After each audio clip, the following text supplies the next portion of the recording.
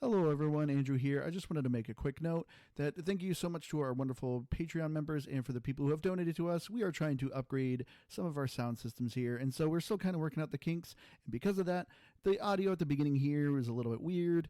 My audio ended up dropping and eventually Keith's did, but luckily I was able to save most of the audio. But if you're hearing some weird jumping in the dialogue, it is just because, we lost some of the audio. But 90% of this episode is perfectly fine. I just wanted to make that note. And I also wanted to give a quick shout out and thank to all our Patreon members. If you want to see the full video, we are also live recording our videos now. So if you go to our Facebook, and we will eventually get it onto YouTube and to our X. We usually record on Tuesday around 8:30 EST. So if you ever want to join us for our live recordings and join the chat, please come on by. And thank you all so much for listening.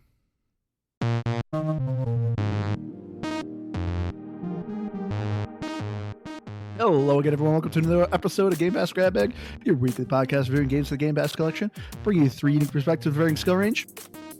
I am the one who wish I ignored the Call of Duty, Andrew, with me. The one you wish you would always ignore his call, Keith. Hello.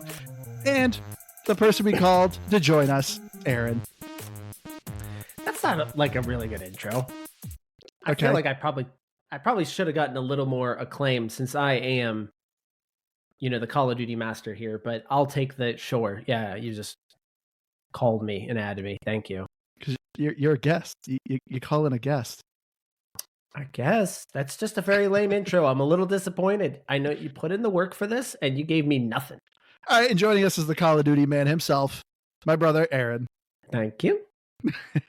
This week we played, we finally, for the first time now on Game Pass, we finally have a Call of Duty game. So we checked out Call of Duty Modern Warfare 3 by, should I do every studio? No, you just got to do the one that headed this one. Was this one? This was headed by Sledgehammer? Yeah. Yeah. But, well, technically it's Sledgehammer, Treyarch, Infinity Ward, Beanox, Raven Software, High Moon Studios, Demonware, Toys for Bob, and I think there was one more, but that's kind of. Well, they all added something to the pot. Yeah, you're kind of like a giant umbrella. This one is led by Sledgehammer Games. Warzone, I think, is mostly handled by Raven at this point. I think the multiplayer might have Beanox helping them on that. And all the other studios might have helped in smaller ways, but yeah, it's a complicated mess. It is. But yes, Modern Warfare 3. It is the continuing story of the reboot of the Modern Warfare trilogy, where you are playing soldiers fighting a bad guy. Earthman go shoot. Or you're fighting online and kids who just hop around a lot in Nicki Minaj skins. Okay. Let's take this a little bit seriously. I know you guys don't want to take this seriously at all. I'm going to take this very seriously. Call of Duty takes itself seriously. Have you never listened to a Halo episode, Aaron? Okay. I take these episodes very, very seriously, especially these big titles that are important. Okay.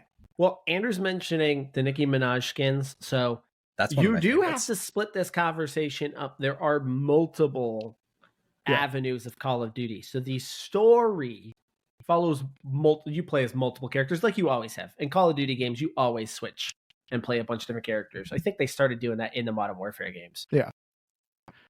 But the story, like I said, this is kind of a reboot, but also not. There's still a lot of the same characters. If you played the original Modern Warfare trilogy back on, those were only on 360. I don't think they ever hit Xbox One, the Modern Warfare games.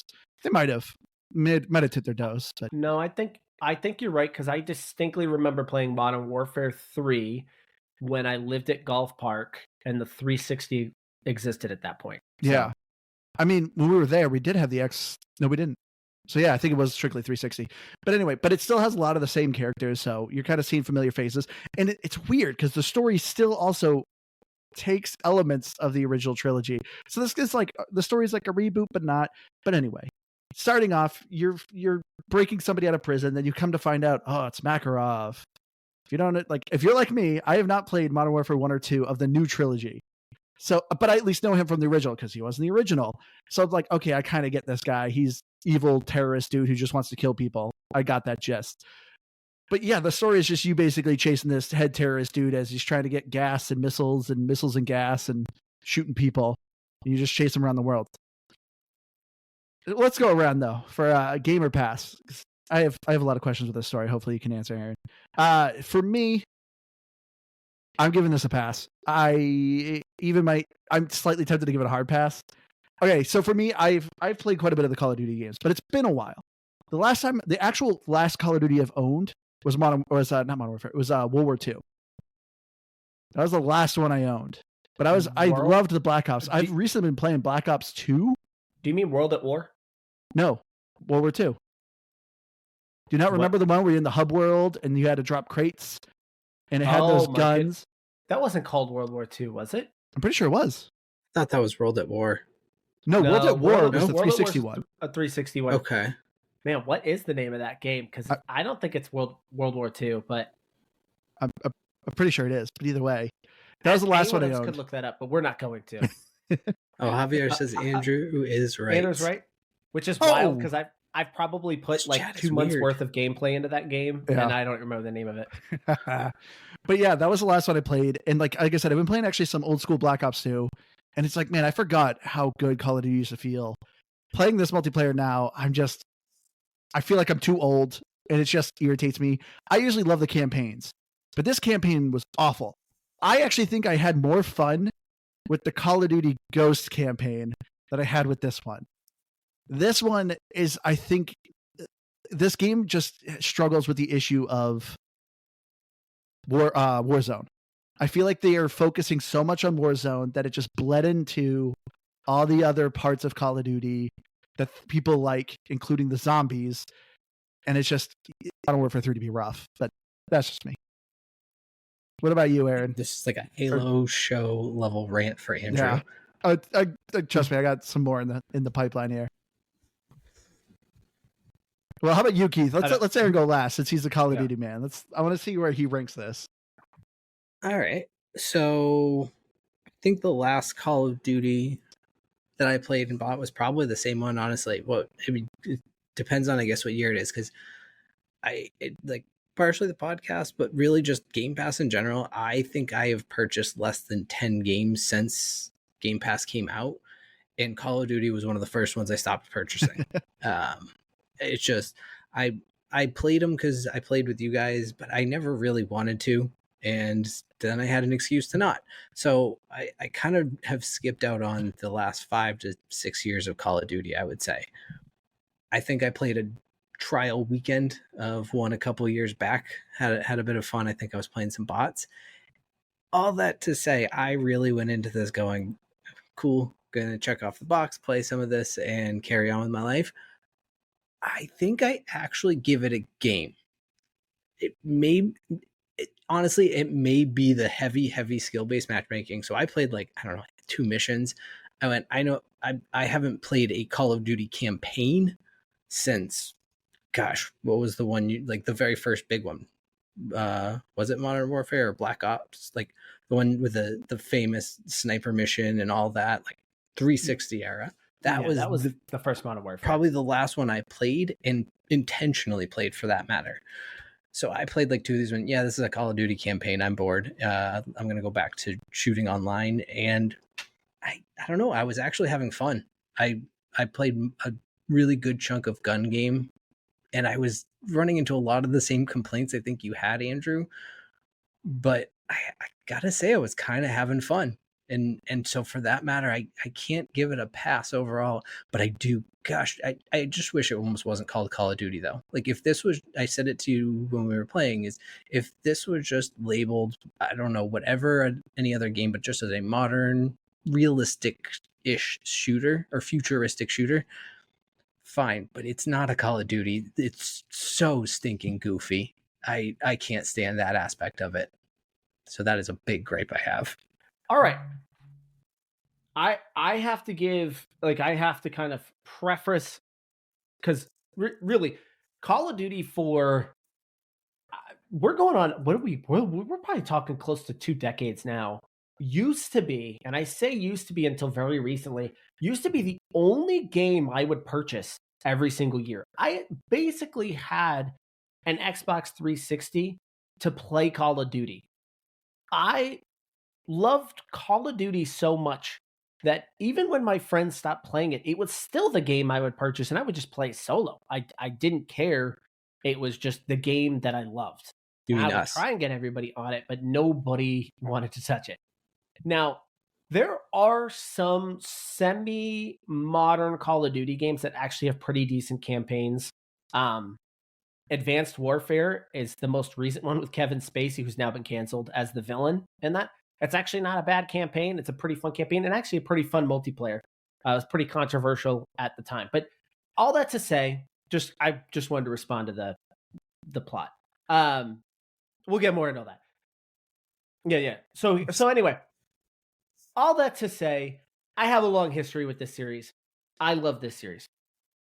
This game right now, I did not purchase this game. I've, for the last few years, have been doing it every other year. So I'll take a year off, buy the one after it, take a year off, buy the one after it. I did buy Modern Warfare 2. I did not purchase Modern Warfare 3. I was very excited to see it on Game Pass. This is barely a game. This is barely a game. And the reason why I still think it's safe to call this a game, its biggest strength and biggest flaw is the same exact thing. And it's the fact that there is something for everyone.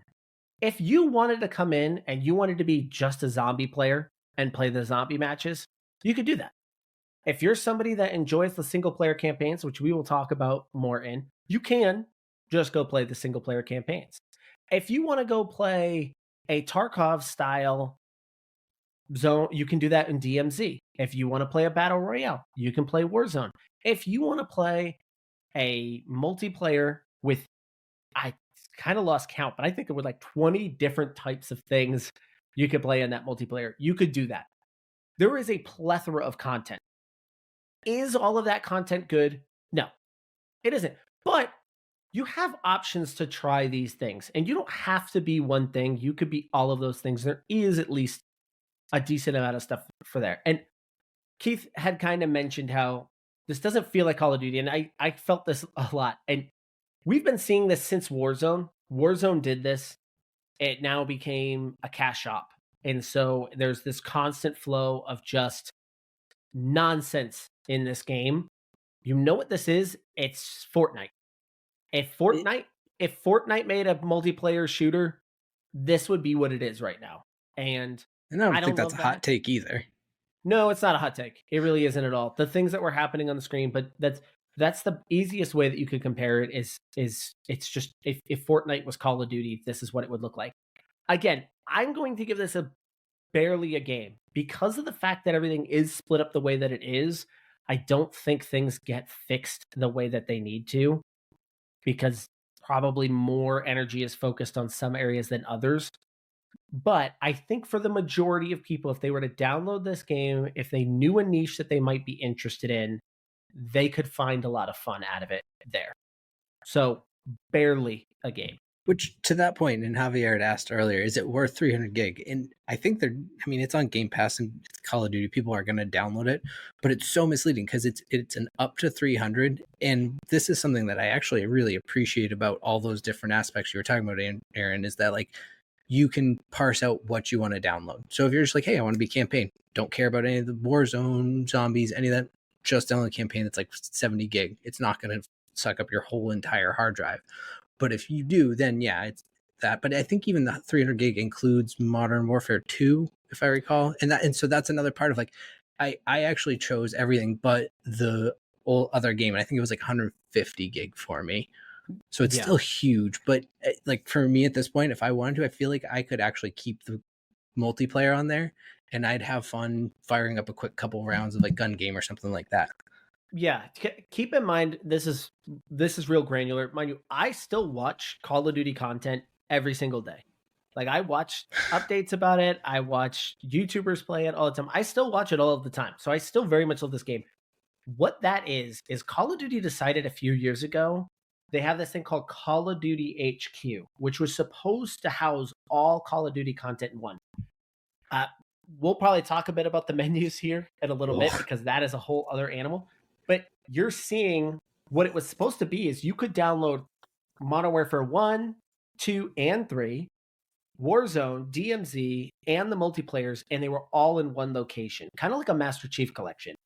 and you could just click the things that you wanted to play, and you could play it from there.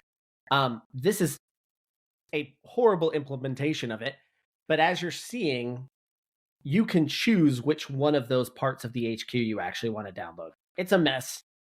I can't stand it. I don't know why people like this. But I do like this new segment we're doing, where before we even get into the story or gameplay, we just talk about the menus. We should do this for all games. This is good. What's the start menu? Oh, I know, but I'm fairly certain when you went, like, it was just in like the main selection of it, and yeah, it was all the way at the far right. But speaking of other things that are hidden in the stupid, annoying intro, I sat and watched that what felt like 2-hour long intro video because I pressed every button on my controller and it wouldn't skip it. But apparently, you had to like hit up, up, down, down, hit the Konami code to get out of it, and I didn't try that. So I sat and watched every single second of that stupid nonsense. I thought it was cool for the first like 20 seconds, and then it started showing all of the garbage that they're throwing into the game. Here's weird wrestler lady who's coming in and doing leg drops on people. This isn't Call of Duty. This is stupid. So that is something that I absolutely hated about this, and lots of points off. Yeah, the menus are far worse than even the last time that I played Call of Duty. And what you were seeing there at the beginning is something that's existed for the last few as well. Every time a new season would come out, the first time you would log on for that new season, it would play the new season's intro. And once you got past it, you never had to watch it again, but you had to sit down and kind of watch it that first time. But yeah, the menus, what's confusing is you're presented a set of blocks and you go right to left with these blocks. But what I always forgot is you could also go down to another layer of blocks to go through. Yeah, and so that's what I kept finding myself lost in. I'm like scrolling through these blocks and I'm like, wait, where's multiplayer? Where's what I want? And then I realized, oh, there's another layer below this. I got to go down here and then go find it. It's crazy when you look back at just the menus in the 360 era, right? It was like 5 options. Pick these 5 things, and that is it. And those are the things you pick.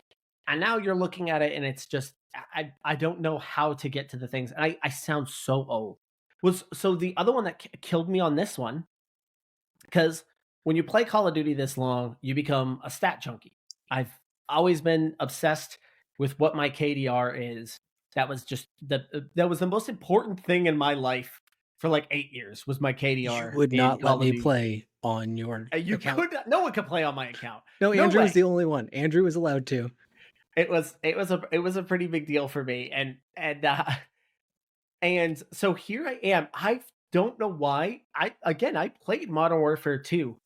I could not find where all of my stuff was stored. I'm like scrolling through menus and blocks and blocks and blocks and blocks. And I forgot that you have to press like in right stick to drop down another menu that's hidden in the upper right-hand corner. And then that's where I can go find that. And I just forgot that it was even up there because there's a whole nother menu that's attached to more menus. This is a nightmare. This is an absolute nightmare. But anyway, so let's get into the story though of Modern Warfare 3 here. As I said, the story is continuing the new reboot of the Modern Warfare trilogy. I just draw a blank on the bad guy's name. Markov. Thank you. I don't want to say Malakov. Markov escapes from prison. He's doing bad terrorist things, and you are hunting him down. That is the story. My first question, Aaron. Who are you? What soldiers are you? Are you part of the U.S. government? You're a mix of governments. Yeah, you're a mix. So who is paying for everything? Are you mercenaries? No, you're not mercenaries. So there are some that are connected. They're mostly connected to the U.S. and British agencies. Yeah. There is also, like, you're introduced to Farah. Yep. She was a character that was, I don't even know where in the Middle East. I don't even know if they specify it. But her brother ends up turning out to be a terrorist. It's Uzbekistan, I think is what they said. Possibly. I think it's just Middle East country. Yeah, generic. So it's I mean, like all Call of Duties, they've gone into a more globetrotting setting, but they've expanded the roster to kind of capture a little bit more countries. I don't know if it was just their way of selling more. Actually, you've had a little like Soap was always British, and Soap's been around for a long time. Soap Yeah. McTavish. I think Ghost is British too. Yeah. So they've had stuff like that, but the story is such a mess right now. It is. I don't. And that's what I can't mean. keep up with Like, anything. so who's paying? Because it's like if you're British and American, How is that the thing? How is it like who's paying their paychecks? well, because that was my first question. The very first mission, you don't know you're the bad guys, but you're in a submarine and you're getting out. You're using all this military equipment. It's like, how does a terrorist group afford a submarine, multiple gunboats, all of this equipment? It's like, what the heck? Well, I think Markov is specifically tied to the Russian government. Well, he's a Russian extremist, but he's not part of the government. They said that multiple times in the story. Correct. That the government's not part of this. But I thought the idea was that they were part of the Russian, like they were an offshoot of the Russian government that's gone rogue. I think that was kind of the original idea. I might be completely off base. These are kind of interesting questions, Andrew, that you could literally ask in almost any video game. Like, how do they get these materials? How do they make money? Who do they pay taxes to? Well, it's easy if you're like, oh, you're part of the U.S. government. The government pays for it. Okay, cool. That makes sense. And this is just like, are you mercenaries? No, they're definitely not mercenaries. They're definitely attached to the government. But if they are, why does no one else care? What do you mean? You're 4 soldiers.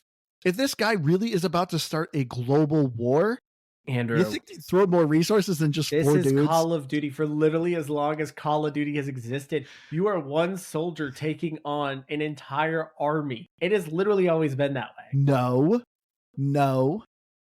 In the old World War II, Xbox 360, you always had generic soldiers there that were cannon fodder. They always got blasted, but they kept respawning, and you always had soldiers fighting with you. You'd kill tens of thousands of enemies. Like, normal soldiers would apparently do. Okay. I'm not knocking points off of the game. This is literally just things that it's confusing me. I understand Call of Duty is meant to be like typical summer blockbuster action movie, generic action movie. Like, yes, I get that. I'm not knocking points off on it, but it's just story wise, I'm just like, what the heck is going on? No, but you do bring up like, and this is again why I would say it was like a barely game for me. And this is one of them. Is if you did want to play just the campaign, you legit can't. Not only do I think this is the worst Call of Duty campaign I've ever played. Did you play Ghost? Yeah, I played Ghost. I didn't mind Ghost. Yeah. I didn't think Ghost was that bad. Those were all linear. This one decided not to be linear, and that was a massive problem. But there's the Warzone bleeding in it. Yeah, it feels very much like they just put Warzone into a Call of Duty campaign outside of the first mission. The first mission felt very Call of Duty. Beautiful graphics, by the way. Like, it really blew my mind actually how good those graphics are getting.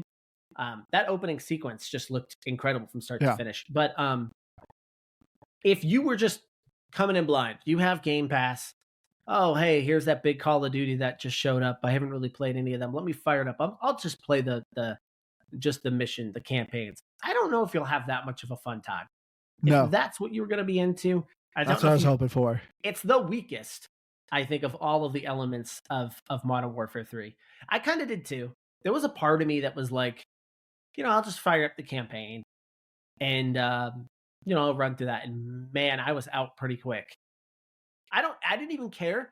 I knew I wasn't going to be able to follow the story. I knew that. It's the third of this series. I'm not going to be able to follow the story. But you know what? At least I'll have some fun set pieces to talk about. And nope, you won't. Yeah. So the big negative, as we're kind of talking about, are these open combat missions. And all the open combat missions are I think there's a couple that are actually maybe original, but they are essentially a small segment of the Warzone map. And it's just, hey, you're pair dropping, and sometimes you're not. Sometimes it gives you an actual starting point. But you have an objective. Blow up these 3 things or collect these 3 things. You find loot boxes to find special guns. You can have a loadout. It's literally PvE Warzone. And it's just, if I wanted to play Warzone, I'd play Warzone. I came here for Call of Duty. And instead it's just like, it's like Warzone. Just you're shooting bots. And I'm like, this is dumb. I don't like this. Boy, I'm so disappointed that I didn't go further into the story now. How far did you get, Keith?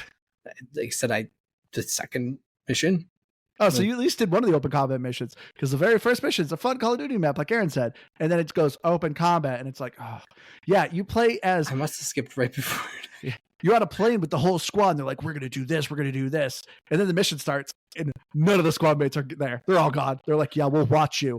Go and play yourself. That sequence was super weird. Yeah, they're like flying, ready to do a mission, and then they get a call. Markov's escaped. Turn the plane around. And that's it. That's exactly what I'm saying. Are you part of the U.S. military? Because if you're part of the U.S. military, you can't do that. You can't be like, we're stopping our mission and hunting a terrorist. Why is no one else hunting this terrorist? It's I assume there's some sort of, well, not even just to steal from the fact that they have Black Ops games, but you're just like a Black Ops team and you kind of operate on your own decision. Abort this important mission we're doing right now. There's a more important one. Yeah, I will give it to you, Andrew. Like, I think if you go back to the original Modern Warfare series, like, I remember distinct missions where you're running through Washington, D.C. and the White House. Yeah. And you were clearly a U.S. soldier, was clearly who you were working for. It's a little bit more fluid now, where you're kind of just a part of the U.S. government, but you're connected to these other agencies across the world, but you're the elite group. So you kind of get to do whatever the heck you want as long as it's you collaborate, but you're part of two different governments. And this is just, you're a group. Yeah. I that sequence at the beginning, though, was just funny to me because it was like they're about to go do a mission. And then he cancels the mission, turns around, and then that's just end of sequence. And I was like, what was the point of even showing me that? It's not like they knew where the guy was either. He's like, turn around right now. It's like, you don't know where the terrorist is. You might as well just what if you're actually already heading in the direction of him? Yeah. Yeah, it's a very weird sequence to kind of start there. It felt like they just knew that they had to put the team in there, that the classic team has got to show up here right at the beginning. And show the urgency. But it just didn't make sense. And I think what you're starting out as the Farah character pretty quickly. I think she's the second or third mission? She's the third. Yeah, the third. Yeah, because the second mission is where you're playing as Price, who's airdropping in to blow up these helicopters. What? Did I play the wrong game? That was not the second mission for me. Unless maybe I didn't play a full mission. The first mission is where you're breaking into a prison. You did that, right? Yeah. Yeah, and the second mission is you airdropping and you have to blow up helicopters. So maybe I never finished that mission. Maybe I only go into the second sequence of. So the first one starts at the boat. The first one starts at the docks. I was at the docks. Okay. The second mission's the docks. You're right, Keith. Okay. Yeah, the second mission you're playing as Farah. Thank you, Keith. Yeah. That's why. Okay, now I feel better. I was really concerned that I was switching them around. Yeah. I mean, they blend in. The helicopter one's the third one. Yeah. Yeah. Which the objective is so dumb too. They're like, we need to blow up these helicopters because they're trying to steal something. Well, there's literally helicopters above me shooting at me, and it's like, well, why don't I have to blow those helicopters up? Like, what's important? Maybe they don't have anything in their transport. It's just makes no sense.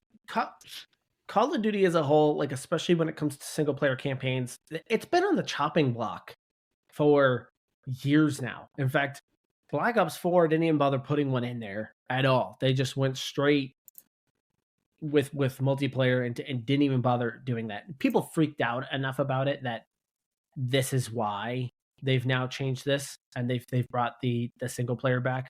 But man, this is the poorest implementation of it. And because at least it was, when it was linear and it was set pieces, it felt like an action movie, and it was stupid, but it still felt fun. Yeah. This does not. This is incredibly anticlimactic. I mean, Call of Duty had some of the most iconic single player missions. The sniper mission, all gillied up. Everyone knows that one. The one in Modern Warfare 1, I believe, where you're playing as the AC-10 and escorting people and shooting. Super awesome mission. Like, that's what I expect when I play Call of Duty. I don't care about controversially, like the Russian airport missions. The no Russian. Yep, no Russian.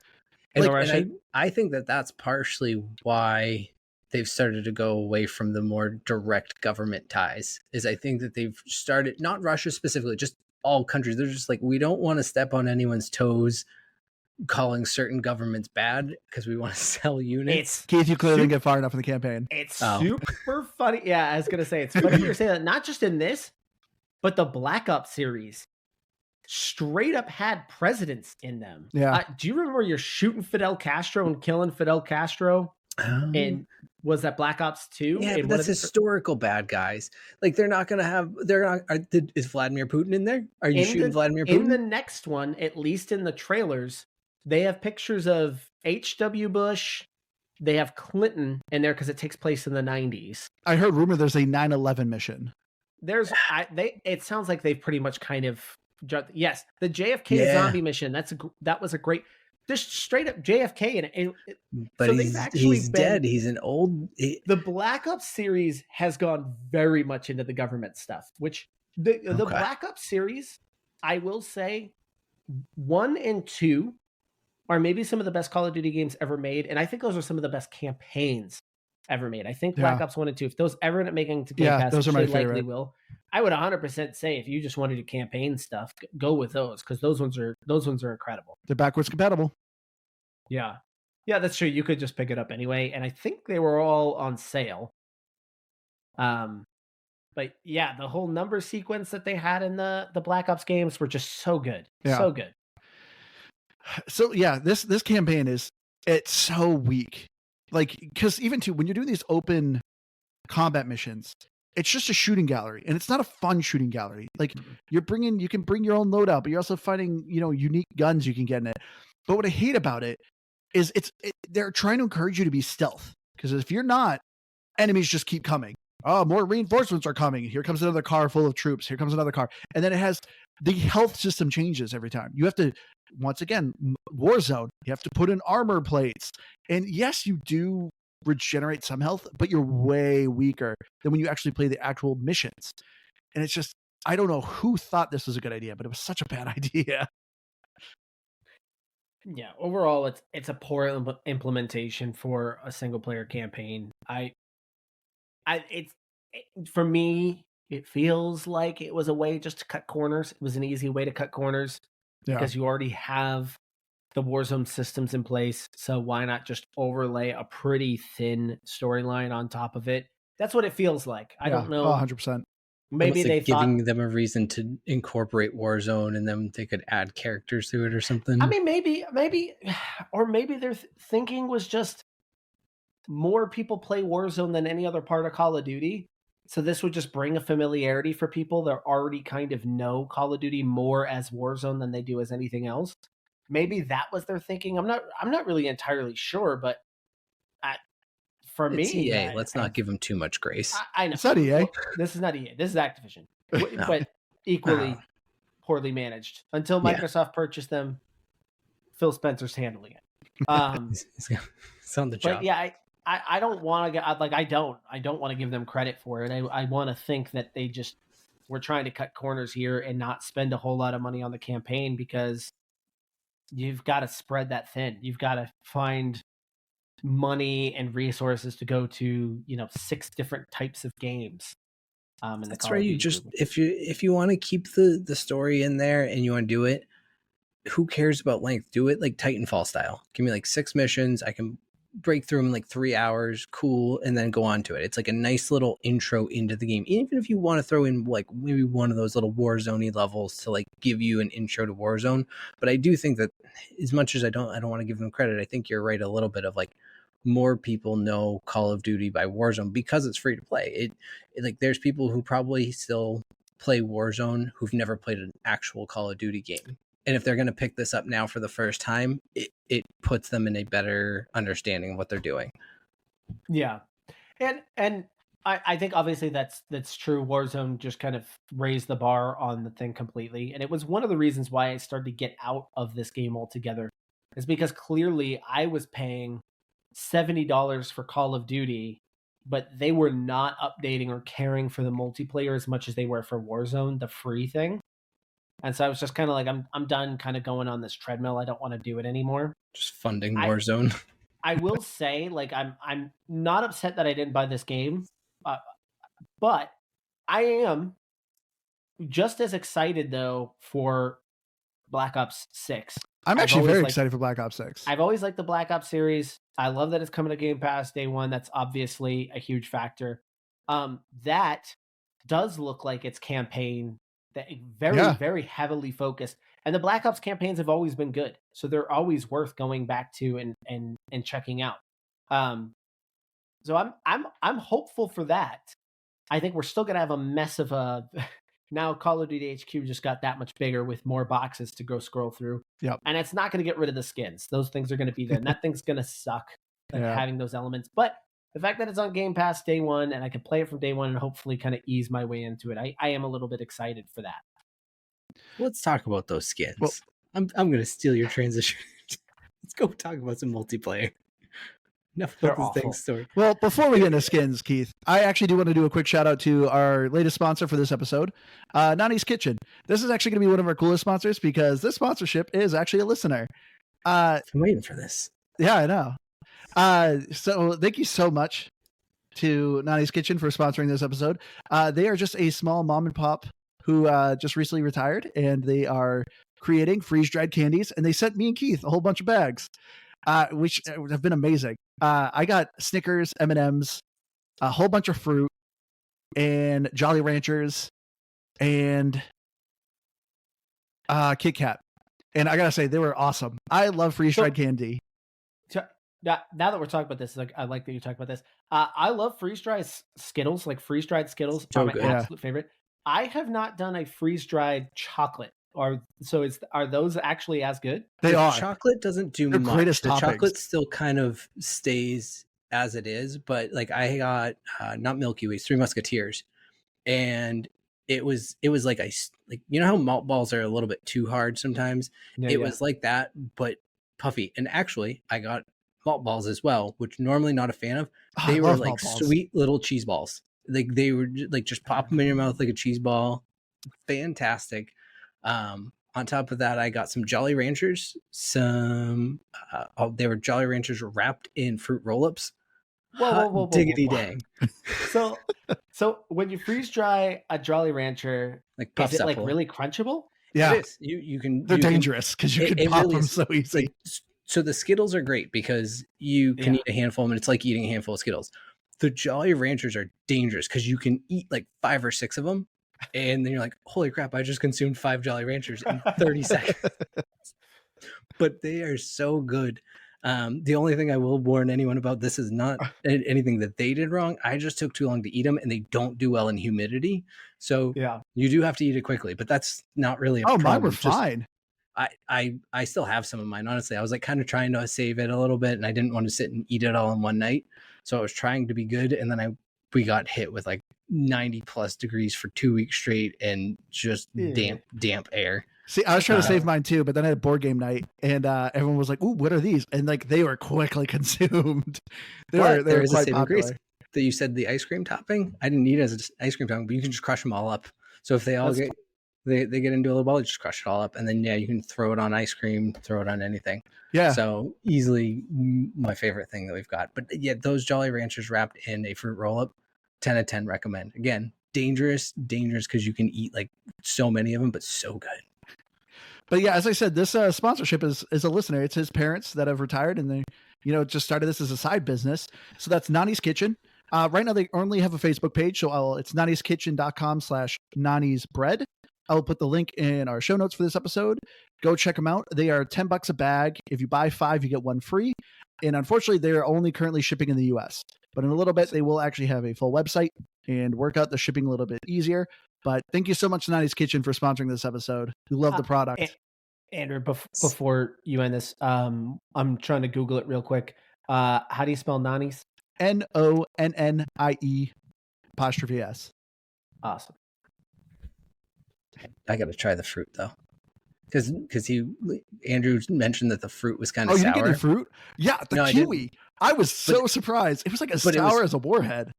Which I found this fascinating because Andrew mentioned that, and he was explaining that because it's freeze dried, the moisture comes out of it, which is what keeps the balance in fruits.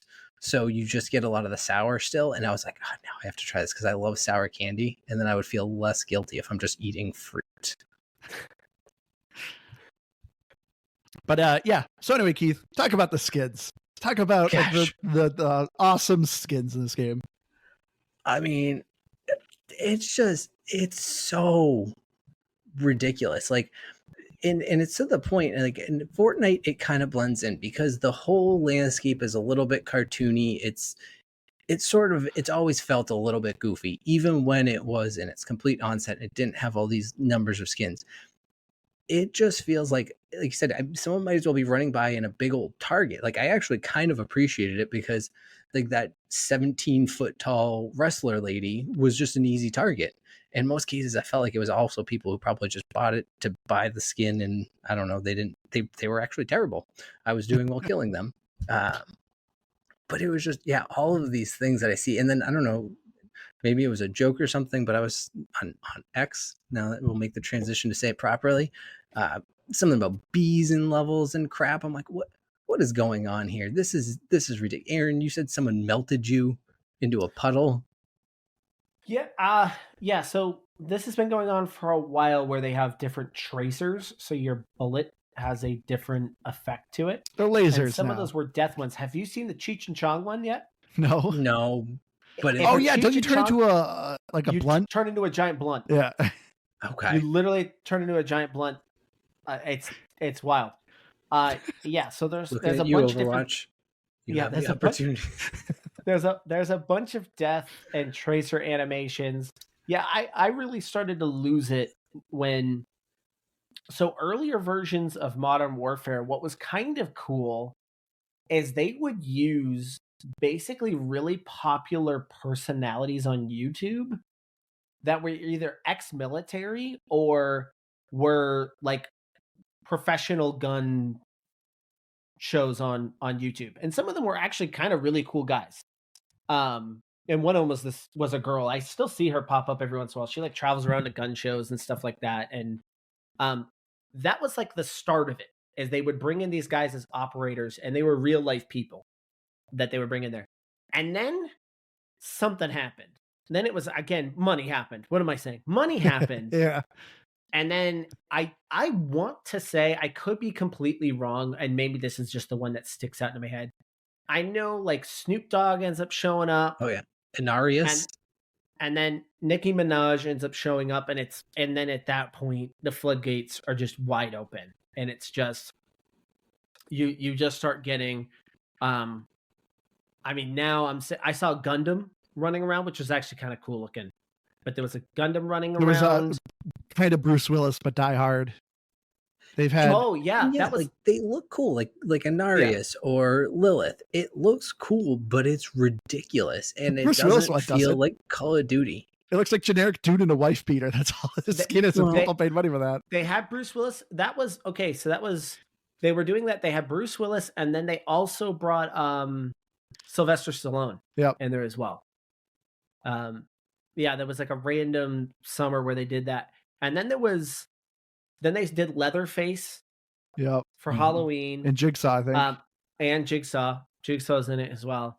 So yeah, it's cartoonish. Over the top nonsense. So silly. And that's what just irritates me. Like, the times I was playing, it's just vomiting of animations and colors on my screen. I played a mission of Wetworks with Keith. Keith, man, I'm sure you're going to love talking about this, Keith. But what was just irritating me, I was having such a hard time figuring what's going on. So it's Wetworks, but it's cell shaded. It's super cartoony looking. And it's just vomit of lasers and explosions and puddles. And I'm like, what is this? Where am I going? Like, it's just, this game should have a seizure warning. I was surprised to see this game has no seizure warning. I mean, I think all Call of Duties probably need those, but so those are normally like one-time events, but they kind of keep those maps in rotation. So the whole giant bee thing, like there were certain maps that are like infected, and they're all because they were events. They're not really like official Call of Duty maps. They're events that change and alter the maps. So the cell shading thing is just another example of that, where they did an event, which supposedly some people like that one a bit. Yeah, there's been just a ton of different events throughout the years, and they just go ahead and tack those into the normal playlist. I could go on. What was really inducing a lot of rage in me in playing Call of Duty. Like, for as long as I've played this series, I vehemently hate the small maps. Yeah. I hate Nuketown. I hate Nuketown with an undying passion. I hate Rust. And those are like the two most iconic And what maps. works? And shipping It's called the shipping now or container something one. like that. Yeah. Yeah, they changed the name. They changed the name on it over the years. I hate those. I hate those because to me there was never any thought process. It was just good luck because it's just going to be a mess of grenades. We're going to spam a bunch of grenades, and you're going to get shot at every single. Here comes corner. the helicopter. You can't hide from it. Call of Duty now has embraced that. That's what their audience wants, and they just keep building more maps that are either small or barely medium. Barely. Yeah. There used to be like they've always kind of followed the 3-lane philosophy in Call of Duty. That's always been kind of their bread and butter. And anytime they've gone away from it, their community has gone against it. But there used to at least be some areas in the middle where things could start to happen. Even I was getting Nuketown spawn trapped a lot on certain maps. Like even the new map that launched when this hit Game Pass was Bait, the one that takes place on the dock. That was, I would say, barely a medium-sized map, but I was getting spawn trapped a few times on that map. And I'm like, this is the problem with these small maps is there's only a few locations I can spawn at. And if they get it right, I'm kind of screwed. Like I don't really have a whole lot of options here. Yeah. I cannot stand that. I wish they embraced an actual medium-sized map to a little bit larger. You've mentioned Ghost a bunch today, Andrew. Ghost was criticized for being large maps. Yeah. They went all large and barely any small. And I think they've just been afraid to go back down that path. And so now we just keep getting new versions of Nuketown. Yeah, but I think even though, like you were saying, like Nuketown had that center point. There was like it was small, but it was super narrow. And I feel like Rust and the shipping container one, they're a square. So, and that's where you get that. But Nuketown at least had that separation where you're like, you're always on the side. And yeah, you could kind of cheese it a little bit, but it was really hard because everyone's dying so rapidly. You might sneak in to get one kill, but at the cost of your own. Like you're not really doing it.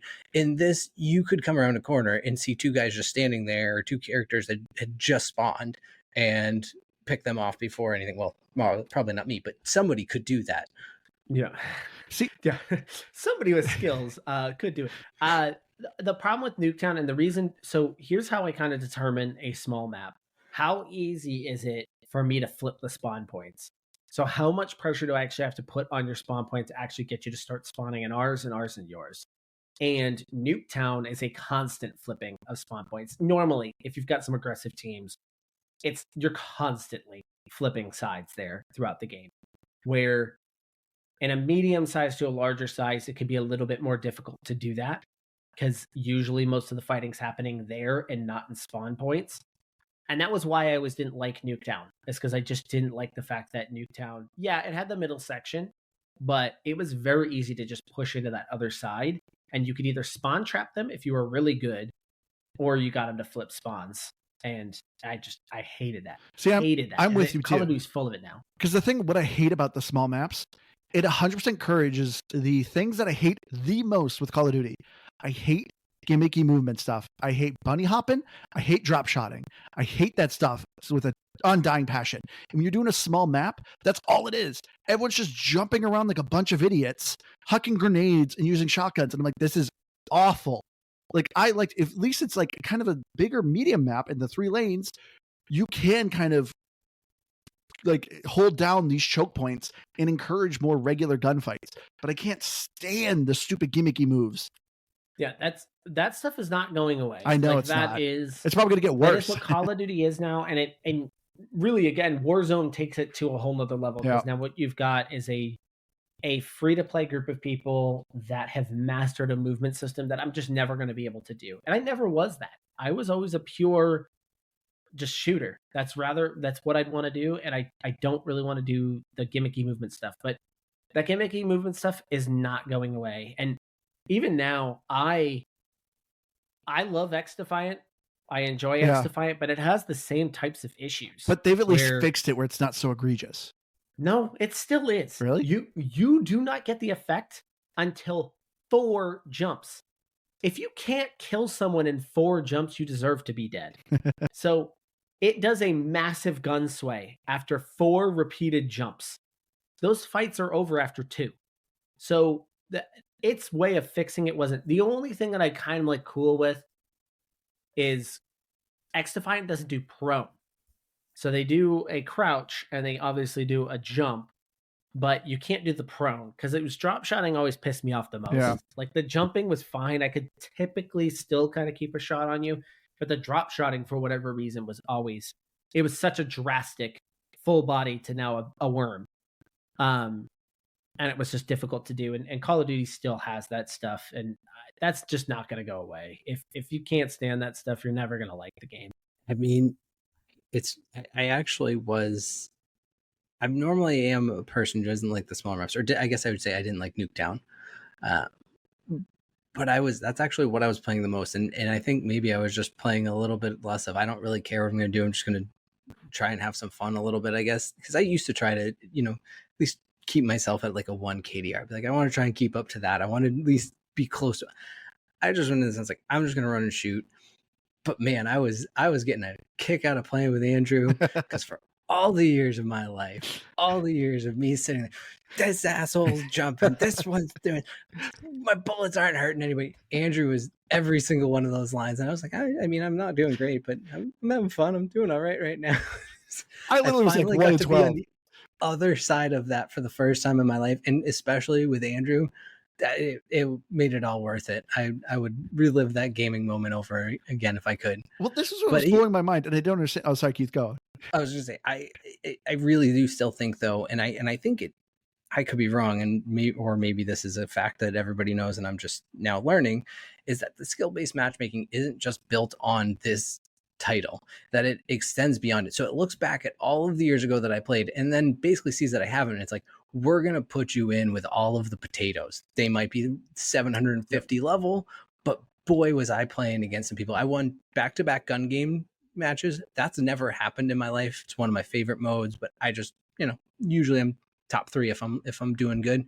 No, I won 2 back-to-back matches and I was feeling myself a little bit. No, I was feeling good about myself a little bit. Let's rephrase that. He's just sitting there. Ooh, was not that excited about my wins. In fairness, that is a common phrase. So it's not like you said but crazy. I was not that excited about my wins. Keith's the new two-time champ. Yeah. So no, I don't want skill-based matchmaking. Thank you. Yeah, this episode, I feel bad for anyone that has literally never played a Call of Duty because you're going to hear, obviously you've already heard us talk about maps that you're like, I don't know what that is, but skill-based matching is a whole nother level to all of this. But yes, skill-based matchmaking does take into account your previous Call of Duty. Well, that explains my experience. I do believe there's some gaps in that as well. So it does kind of take into account if you have not played in a few years, but yes, my experience is going to be a whole lot probably worse than your experience. This has been a constant battle in the Call of Duty community for, I don't know, 6, maybe 7 years. I think Black Ops 2 was typically where people think was where skill-based making kind of, when it started, was after Black Ops 2. So everything after that starts to have that experience. But the whole Christmas noobs, when a bunch of kids would get the game for Christmas. Yeah, that was always your favorite holiday. All that stuff is gone. You can't do that stuff anymore. So yeah, your experience probably has a whole lot less bunny hoppers, probably has a whole lot less drop shotters. They were still there. It's just they're not good at it. They're just doing it. Yeah, I'd have a guy dive at my feet and then shoot past me. I'm like, oh, cool. I actually got you. Boom.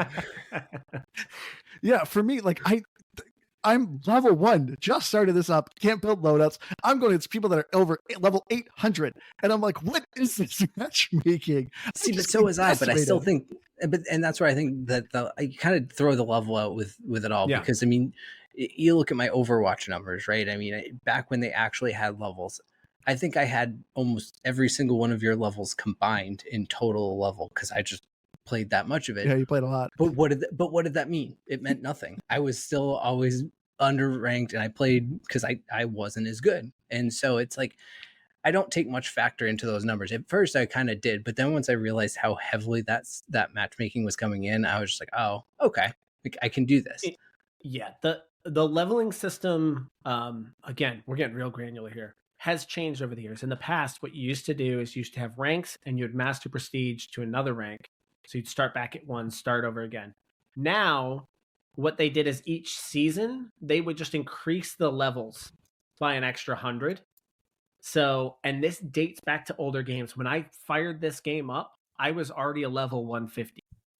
So here I've never played Modern Warfare 3 and I'm already at 150. So just to kind of show you, the levels just, they mean nothing. Okay. It just means you've played the game a lot, but you could still suck at it and be a really high level. You've just played a lot of it.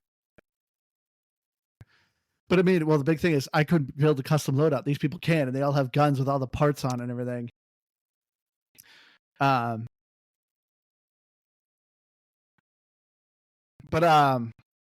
I guess, so how much more you want to talk about the multiplayer? Because I don't know. I mean, I didn't touch zombies. That's the thing. Yeah. And then I was going to, so talk about zombies. This is probably the worst zombies out of all the entire Call of Duty series, because it's zombies, it's Warzone. And it's just, who thought this was a good idea? Everyone always loves zombies round-based, and they were like, we're doing Warzone. Again, giving you some history here. Not a great zombies, it's just a Warzone zombies, but it's actually better than what it was in the past. Yeah. They started doing storylines in zombies, and they were not round-based. They were mission-based. They did say they are going back to round-based zombies moving forward, so I think Black Ops 6 will go back to round-based zombies, but yeah, that's been a controversial thing. And in one sense, like, I give them credit, like, they're trying new stuff. They're trying to do something different than just giving you a bunch of rounds to go through. But again, this one felt the lazier of it. It's not very fun for me. I mean, I'm not gonna lie, it's not a bad mode. I had a decent amount of fun with it. You know, you're shooting. Are they fairly quick then? Like 15 to 20 minutes, like it's shrinking down like a Warzone, or? No. Oh. They're still pretty hefty. It's more like DMZ, I think. The DMZ mode, where it's kind of like a persistent map. Yeah. And you have like a danger zone. Yeah, the closer you get to the center, the harder the enemies are, the more rewards you are. So you're kind of going in the outer zone, trying to gear up and work your way into the center to get the better gear. They're pretty hefty. But as far as the actual Modern Warfare package, that's all the game modes now. Then I guess we didn't really talk about Warzone, but do we need to? Well, Warzone is a separate game. It's not part of Modern Warfare 3. It's anyone could go download that. Yes. It's not a Game Pass. Oh, I thought they still kind of updated it in sync with it, but they do. But you don't need Modern Warfare for it. Fair. So yeah. So I want to get a bit more. I wanted to go back to the graphics, because you guys were saying the graphics are great, except for the civilian NPCs. The civilian NPCs look like potatoes. They're so bad looking. When I got to the mission where it's like 4 years in the past, when Price first captures Markov, he's attacking the stadium, the Warzone stadium, and like you're seeing a bunch of civilians running around. I'm like, all these people straight up look like mannequins, and then of course, they're getting gunned down, and I'm like, these people look awful. I don't care about these people. This is so cheesy looking. And even too, there's Keith, you didn't get to the episode, but you were saying of like, they're trying not to offend government. There's a terrorist bombing video mission. Like, you're not really playing much, but once again, all those people look so generic and crappy looking that the mission had no weight to it. Like when you played No Russian the first time around, like it's dark because you were doing this evil deed. But in this, it just felt so forced. And just, oh my gosh. And the dialogue in it too. One guy, so they're forcing you, they're strapping a bomb on you and giving you a gun. And you're playing a Middle Eastern woman too. And the guy's like, are you a terrorist? And you're like, no, I'm not. Well, you look like one. And he throws her like into the plane while she has a bomb on her. And I was just like, that is the stupidest line. Like, gosh, this is such poor writing. But yeah, that's the only complaint about, I will say, with the graphics. Well, and the skins. Like I said, I hated the massive amount of animations that are being thrown in my face. But besides that, the first level with the water effects does look very good. mean, I guess from like a quality perspective, even the skins looked good. I guess they were annoying, and I didn't like them, but they were graphically well designed. And I thought we've been bringing it up a lot, especially forever, but especially recently. But the water right in that first mission, not the best I've ever seen, but it it was really nice. I said that to bring it up, but Liz isn't here to be upset that we talk about the water. The water. Quit talking about the water. I give it an 8.4 out of 10 on the water. It's pretty decent water. On the H2O scale? Yeah, on my H2O scale, 8.4. You have 8.4 H2s? But yeah, the audio isn't bad. Really good sound effects for the guns. Like I said, some of the cheesy dialogue. The voice acting's fine. It's just some of the dialogue is just cringe and just like, God, what is this? It also just makes no sense. Some of the dialogue choices. It's just, you can't obviously fault the audio, but just the writing in general in this game is really rough.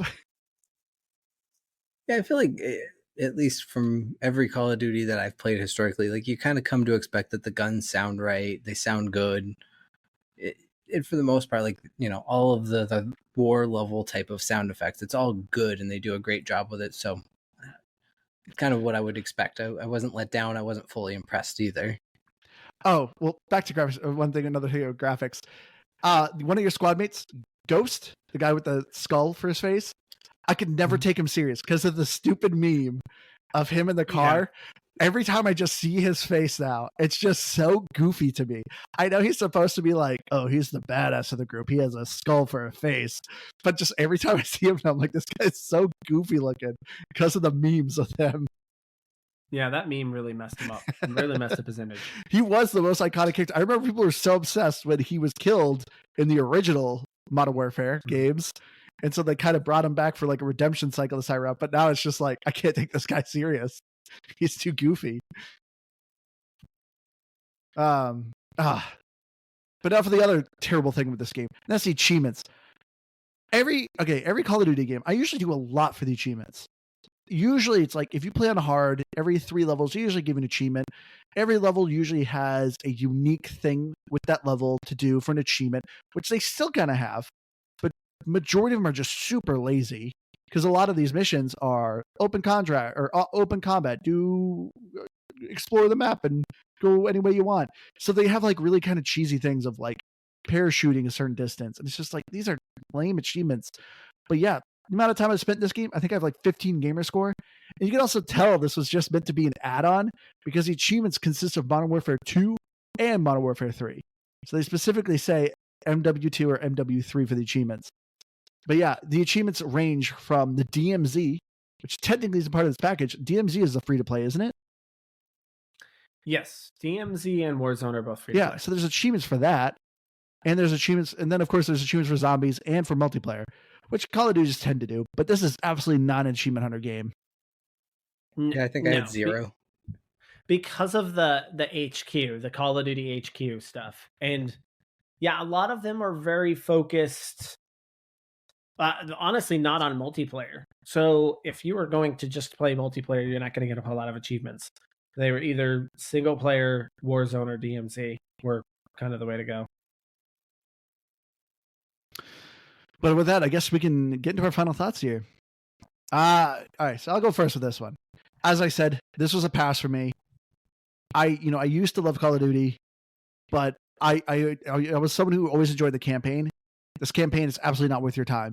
It's not fun. I didn't really find it enjoyable. There wasn't these great set pieces. The story wasn't that interesting. There's just very little I could talk good about with the campaign. When it actually did original Call of Duty maps, it wasn't half bad. It was still a typical shooting gallery, stopping terrorists. I was like, okay, I can get with this. But unfortunately, there's only a very small handful of actual good Call of Duty campaign maps. The campaign too is very short. You're looking between 5 to 7 hours. Not very long. You can obviously beat in a day. But it just didn't do much. And then when it came to the multiplayer, I used to love the multiplayer. If you currently like Call of Duty multiplayer, you can have no issues with this one. It's still the same. But as someone for like me who has taken a break and just like, oh, I'm going to try to get back into the Call of Duty multiplayer. Like I said, I've been playing a good amount of Black Ops 2. I've been enjoying that with my friends. I got into this and I was like, this is a mess. The interface is awful. everything's just exploding. The constant skins and everything that's going on just was irritating me. I was not having a good time with the multiplayer.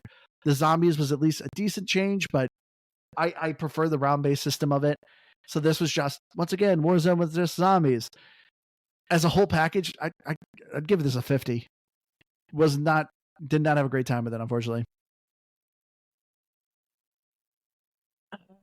So, I mean, I still give it a game, and I don't know, maybe you've talked me out of it a little, but I am still sticking with the game, and I think maybe for me is that I went into it with such lower expectations. I was like, I'm just gonna be miserable, and I'm not even gonna want to play more than 2 matches. I'm gonna remember why I hate Call of Duty, and I'm just gonna be done with this.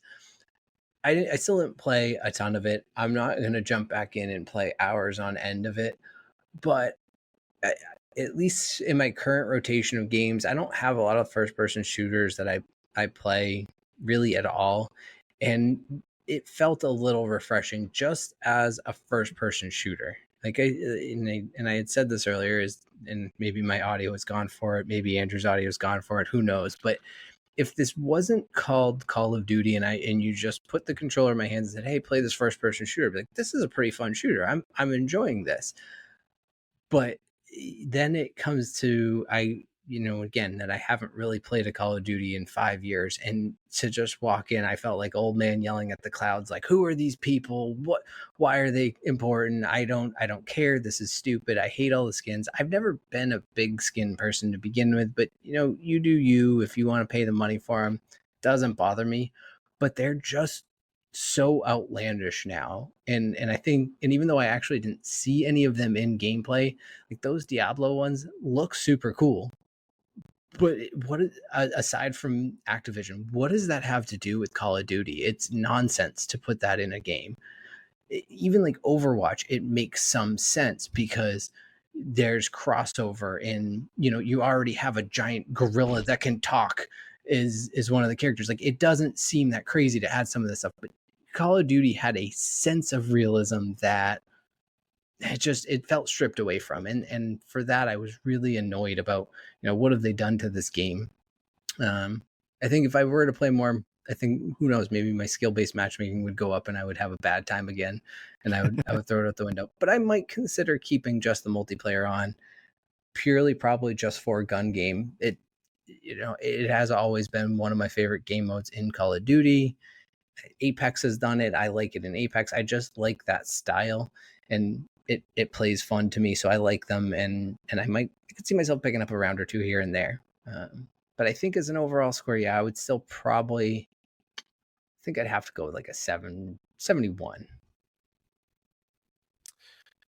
All right. Well, that might alter my score a little bit just hearing your score, but of all three of us, Call of Duty is one of my all-time favorite series. I wouldn't say that any of them were my all-time favorite games, even though I've clearly played some of these Call of Duties. I mean, literally, I have months of gameplay on some of these games.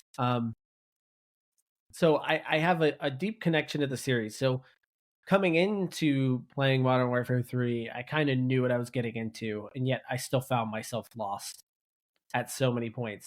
If someone were starting fresh, so I'm going to just assume that somebody listening to this episode right now really has not gotten into Call of Duty. If you were to do it, I would recommend download the campaign, download the multiplayer. And the reason why I say those two things is because I think those will give you a taste. If you like the single player campaign, there's a possibility you could like DMZ and go ahead and download DMZ because it's got the NPCs in it, very similar. You're collecting items just like you are there. So it might open up your interest in other things. And then the multiplayer is just such a core element of Call of Duty. So if you were starting fresh today, do not download the 300 gigs it's got on there. Do not do that. Pick those two elements. You can pick and choose. Pick those two elements and start there. I think that's just a safe route to go. Me, as a veteran of the series, it's still, because I had a taste of this stuff. So like, I know the skins are shocking for you guys. They're not for me. They've obviously gotten to new heights, but I saw where this thing was going years ago when I was still playing. So there was a lot of things that just weren't shocking. The drop shotting, jump shotting's been there for years. So none of that stuff was all that shocking to me. I hate that they kind of stripped back the single player, but truthfully, I never really played the single players all that much anyway. I maybe go through them once and never touch them again. So for me, as a veteran, I'm going to put it at a 73. But I'd be hard. This is obviously not my favorite Call of Duty. Not even in my top 5. Andrew's really had a good time with that sound effect. Don't worry, it doesn't carry over to the recording. No, it does actually. Oh, it does. Oh, it does. Oh, good. Oh, I actually hit it by accident. Real professional. You did not hit it by accident. Stop acting like that was not intentional, you liar. You laughed immediately. Immediately after you did that, you laughed. And you're going to, I didn't mean to. It was an accident. Shut up. Sorry about that. No, you are not. Don't say sorry. You're not sorry. You waited for me to finish with your finger hovering over the button. You waited for the moment I was done. Yeah, exactly. All right. Sorry about that, guys. Oh, sorry. I don't know what happened. Finger slip. It was an accident. Okay. Anyway, we'll wrap it up here. Thank you all so much for joining us. Go to GamePassGrabBag.com. You'll find our link tree to all our things. Come join us for our live recordings. We do this every Tuesday around 8:30 EST. But if you join our Discord, I usually write up on the link host when we're going to be recording. So come join us. Or, on our Facebook, we also have the live recording going. If you have any game suggestions or want to say hi, you can email us at GamePassGrabBag@gmail.com. I've been your hardcore gamer host, Andrew. You can find me on Xbox Live at Firebird01952. Aaron, you go. Well, I'll close it out. I don't know. My name's Aaron. Thanks for having me in the episode. You come on here a lot.